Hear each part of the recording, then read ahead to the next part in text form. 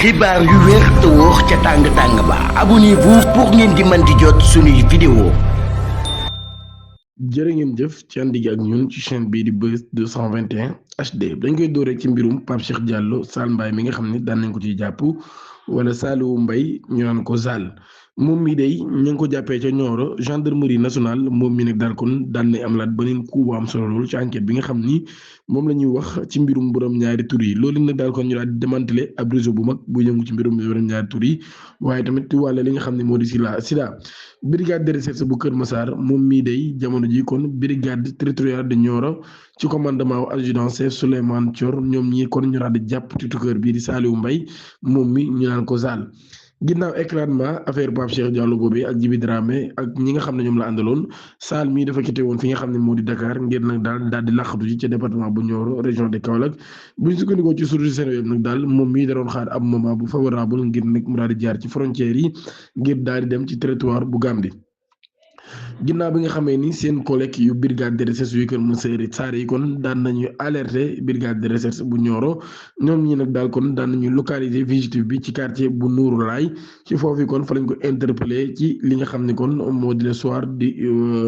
ci guddi gi nga xam ne kon moo di guddi 20 de février ba tey moom mii nag daal kon Sall nekk kon ñaar fukki ak benneelu suspect bi nga xam ne daan nañ koy teg loxo ci boobu le mbir daan nañ koy placé nag en détention moom mii kon ñu war ko yóbbu ca Dakar tey jii ci sant bi moom Saliou Mbaye mii nag daal kon mën nañ wax daan nañ koy interpellé par le passé pour une affaire similaire maanaam kon mos nañ koo jàpp nag daal ci lu weesu ngir affaire bu nu mel ci mbirum Sall Mbaye moomee sax ci la ñuy ñëwaat dëgg-dëgg lan moo daaneel Sall Mbaye ak moom mi nan la impliqué wu ci mbir mi moom Sall Mbaye nag ci relation bi nga xam ne amoon na ko en tant que borom ñaari tur yi moom moo joué woon wala moom moo nekkoon ki nga xam ni moo di wubi bi maanaam ku jigéen ki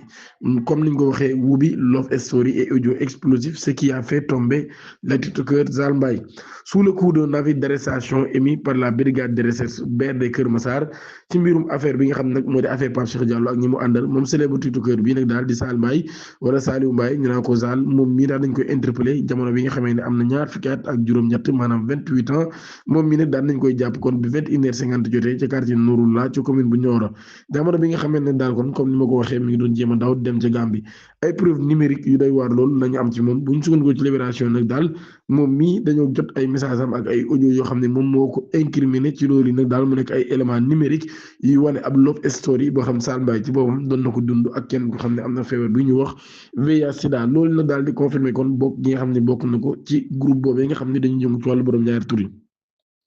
ci affaire boobee nekk ab affaire de meurtre aux multiples ramifications Saliou Mbaye ci boppam moom mi dañ ko soupçonné nag daal moo doon joué rôle wuubi bi maanaam kon moo doon joué rôle ki nga xam ne moo di ko jigéen ki ci relation homosexuelle boobee mu nekk kon beneen mbir bu bees boo xam ne daan nay xew ci mbirum Sall Mbaye mi nga xam ne kon ab tiktokeur la wala di ab influenceur bu siiw loolu ci réewum Sénégal ñu daa ko ciy jàpp dañu génn ci mbir moomu dugg ci beneen mbir Kaffrine décès de la deuxième adjoint au maire mbir mi nag kon ma ngay gën a métti maanaam deuxième adjoint au maire ba daan nay génn àdduna Aïssatou Ba lay wuyoo nekk deuxième adjoint au maire de Kaffrine moom mi daan nay génn àdduna le 18 février ci hôpital Cheikhoul Khadim de Touba ginnaaw ay blessures maanaam ay gaañu-gaañu yoo xam ne daan na koy jot ci ab jàppante politique bu amoon le 31 octobre ci diggante ay militants yu Pastef ak ay partisans yu maire bii di Abdoulaye Seydou Sow APR moom mii nag daal ci bopp bi lañ ko daal di dóor ab morceau brique ci loolu kon ci la fa jaaree nag daal di amee ay gaañu-gaañu yu métti ba mi ngi woon en réanimation bu ñu sukkandikoo ci libération ci dossier boobee nag daal daan nay bu ñu sukkandikoo ci journal bi daan nay xam leen principal suspect bi Ndiaga Niang lay wuyoo moom bi 23 ans la am maanaam ñaar fukki at ak ñett daan nañ ko defeere woo kon ca defeere ca parquet ba le 5 février ngir nag gaañ nit ci ak tayef maanaam dóor nit ba gaañ ko ci ak tayef muy coup et blessure volontaire loolu yi nag daal tax kon soxna si ci boppam daal di amoon ab ITT muy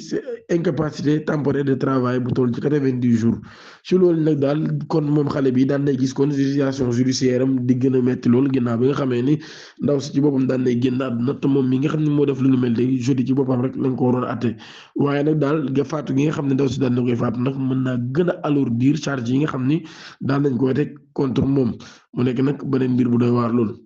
dañu dem ci Tivaouane acte contre nature Tivaouane Diama passe aux aveux et blanche ses ex-fiancés enquêteurs yi nga xam ne nag daal doon nañu enquêté ci mbirum présumé homosexuel interpellé à Tivaouane daan nay am beneen développement bu yees moom ñu ngi ko jàpp ci guddi 18 février moom Jama Diagne ñu naan ko Jama moom mii daan nañ koy déglu kon ñaareelu yoon par les enquêteurs du commissariat urbain ci seconde interrogatoire bi nag daal bu ñu sukkandikoo ci libération moom mise en cause bi nag daal daan nay wane kon daan nay montré coopératif bu ñu sukkandikoo kon ci li nga xam ne moo di journal bi daan nay wax ne moom dañ ko attiré par les hommes depuis son adolescence et précise que les vidéos à caractère pornographique retrouvées dans son téléphone lui avaient été transmises par ses partenaires maanaam kon vidéo pornographique yi nga xam ni gis nañ ko ci téléphone am ay partenaires sexuels am ci boppam ñoom ñoo ko daal di envoyé moom mi kon mu xam leen nag daal góor daf ko yàgg attiré di mu nekk xale ba tey si ci boppam nag daal daan nañ cité ñaari anciens yoo xam ni ay compagnons lañ kenn ki di muy tur Talla Gueye ak Maysa mu leen di prétendre nag daal comme ñoo xam ne ay ex-fiancés lañ waaye nag daal muy xam leen nag yorutul seen coordonnée téléphone police boobu daan nay lancé ay recherche active ngir nag daal di mën a identifier ñooñi mën leen a localiser xam fan la ñu nekk ba tey nag moom mii nag daal conformément à la procédure habituelle ab réquisition médicale daan nañ koy def ci hôpital Mame Abdou Aziz Sy Dabakh résultat analyse nag daal daan nañu xam leen Madiama Diagne ci boppam zéro négatif la au VIH sida signalé la même source. Pour l'heure, le suspect demeure sous le régime de la garde à vue et poursuivi pour acte contre nature et détention d'images contraires aux bonnes mœurs maanaam kon ni ñu koy toppee moom acte contre nature ak yor image yoo xam nag daal ay image la yu contraire aux bonnes mœurs xale bu jigéen bi nga xam ni dañoo faat bakkanam ba pare daal koy daggate piste bi nag daal daan nay jëm kon ci li ñuy wax crime rituel privilégié par les enquêteurs. Enquête sur le meurtre barbare d'une fillette de 5 ans au quartier Kanda Fodé Bayo. ab quartier la bu nekk ca Kahone région de Kaolack moom mii nag daal kon suspect bi di wuyu tur El Sall daan ko Lamine Sall mu am 30 ans ñu hébergé woon ko par la famille de la victime depuis lu toll ci ñaari semaine ba tey nag ci loolu yi moom ñi ngi koy interroger ci mbir mi par les enquêteurs bu ñu sukkandikoo ci information yi Libération daal di joxe garde à vue nag daal danañ ko prolonger ba lundi bi ñu dëgmal loolu yi nag daal ngir daal di may gendarmerie yu Kaolack yi ci boppam ñu daal di cerner tous les compteurs des actes d'une extrême violence. am mode opératoire bu doy waar la doon jëfandikoo ci guddi 17 jàpp 18 février bu ñu sukkandiku ci libération suspect bi ci boppam daan nay enlever xale bi daal di koy nag ginnaaw bi nga xamee ni doon nelaw ci wetu sëram mu daal di koy jël nag daal di koy yóbbu ci ab bâtiment bu nekk en chantier nekk ci 200 mètres foo xam ne soriwul kër gi dara ginnaaw ba nag ci la passé à l'acte après avoir retiré les boucles d'oreilles maanaam bi mu dindee koon jaaree nopp xale bi ak giri protecteur yi nga xam ne xale daan na koy takkoon daf ko daal di summi ginnaaw ba nag mu daal di koy décapité moom meurtrier bi ci boppam nag daal ginnaaw ba daan na jéem a tëj li nga xam ne moo di saccage thoracique de la victime pour nag daal di génnee xolu xale boobee mu nekk nag ab détail atroce boo xam daan nay renforcer thèse bi nga xam ne daan nañu jàpp ne kon loolu ab crime rituel la ci même source ba tey version contradictoire de suspect bi nag daal ba mu jàkkaarloog enquêteurs yi moom Lamine Sall mi daan nay xam le ni yeneen version la joxe yu gën a incohérent maanaam nag daal bu ñu sukkandikoo ci journal bi daan nay évoquer ab vengeance liée à une différend avec les parents de la fille maanaam daal kon jafe-jafe boo xam ne am na ko ak waajuru xale bi loolu tax mu doon vencé wu. beneen thèse nag daal boo xam ni c'est formellement démenti par l'entourage. Il a ensuite affirmé avoir agi sous le coup de la colère en passant à une ancienne compagnie vivant à Dakar neen nag daal kon moom mi benn gelam la xalaat bu nekk Dakar loolu moo tax lu muy dem mu def lu ni mel ndax nee na gal bi nag daal même tour la am ak ki nga xam ni moo di victime bi moom mii nag daal dem na sax bay rejeter responsabilité bay rejeter la responsabilité sur son propre père l'accusant de ne pas lui avoir donné une bonne éducation maanaam kon dem na daal bay jàll mbir mi ci kaw papam ni papam ci boppam moo ko yorut ni mu ko war a yaree am na nag ay indices yu bare bare yu éloigné la thèse des démons ou la pulsion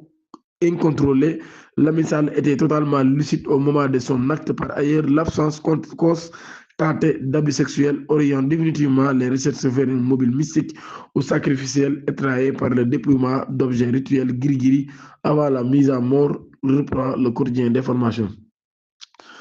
dañu tëjewaat ci mbirum Pape Cheikh Diallo ba tey enquête bi nag daal daan nañu wax ni enquête bi ci réseau présumé homosexuel boobee ñu daan koy démantelé par la brigade de recherche BRD Kër Massar di mbirum Pape Cheikh Diallo ak ñi mu àndal daan nañ am beneen rebondissement ci audition bi nga xam ne nag samedi 21 février libération daan na koy génne mi nga xam ne ni Fama Ngom daan nay nekk première jigéen boo xam ne kon interpellé nañ ko ci mbirum enquête boobee arrêté à Dakar daan nañ ko présenté magistrat instructeur bi vendredi journal bi nag daan nay wax ni il a été inculpé et placé sous mandat de dépôt implication am nag ci mbir mi ba tey nekk na loo xam ne kon daan nañ koy confirmer par les enquêteurs kon moom mi ñu koy toppee ay motifs yoo xam ne motif yi spécifique la bokk dont la teneur exacte n'a pas encore été totalement dévoilée mais noonu dañaa ngeen abonné ci chaîne bi activer cloche de notification bi amee vidéo bi ngir dara bañ leen raw jërë ngeen jëf